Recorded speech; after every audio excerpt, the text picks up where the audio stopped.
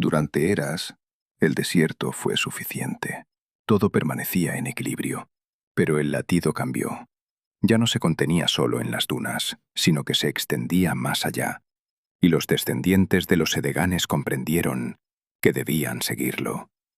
Así, la sangre de Aral comenzó a avanzar más allá del desierto.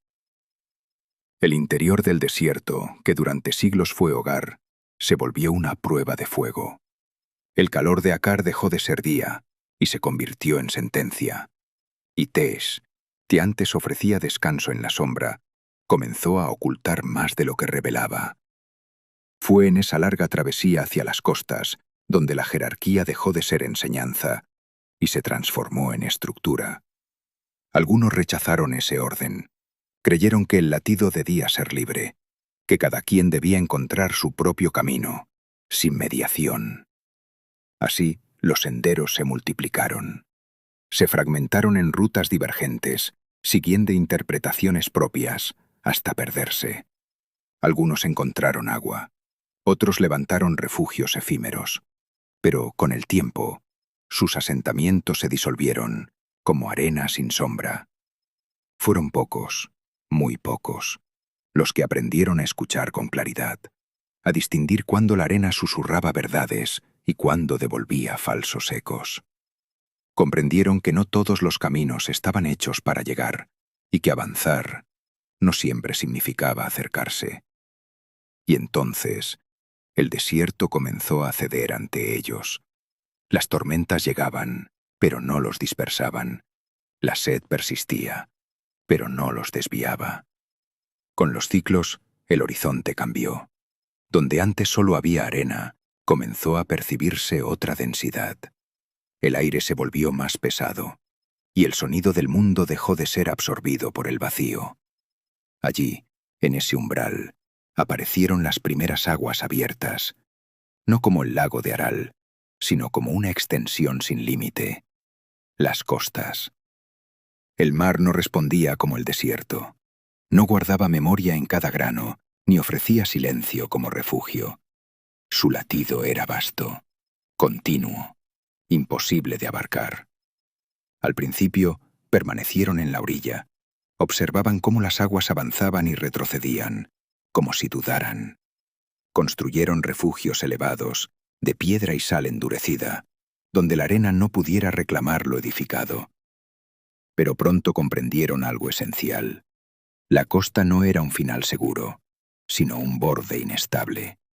El latido seguía más allá.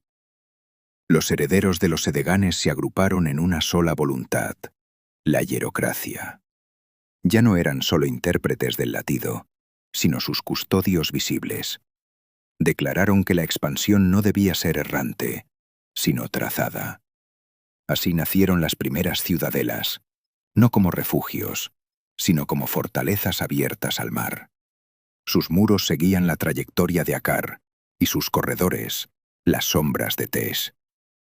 En ellas, el conocimiento se concentraba y se distribuía. No eran ciudades de descanso, sino de tránsito y control.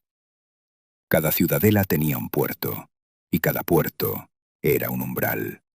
Las primeras embarcaciones fueron torpes, imitaciones de la tierra, plataformas que flotaban más por resistencia que por comprensión. Muchas no regresaron. El mar reclamó a quienes no supieron escucharlo. Pero la hierocracia no lo interpretó como castigo, sino como enseñanza. El latido no había desaparecido en el agua, solo hablaba en otro idioma. De entre ellos surgieron los navegantes. No eran guerreros, ni constructores. Eran oyentes del horizonte. Aprendieron a leer las corrientes, como antes leían la arena. A entender que el viento no era caos, sino dirección. Y entonces, las rutas comenzaron a existir. No como líneas en mapas, sino como caminos sostenidos por la repetición del acierto. Trayectorias donde el latido era más claro, donde el mar no resistía el paso, donde la distancia se volvía comprensible. La hierocracia las nombró, las guardó y las restringió. Entre ciudadelas, Los barcos comenzaron a viajar, no solo con exploradores, sino con carga, piedra tallada, sal condensada, tejidos que retenían sombra, recipientes con agua de Aral transportada en secreto. Cada objeto llevaba una interpretación del equilibrio, y al intercambiarse, ese equilibrio se expandía.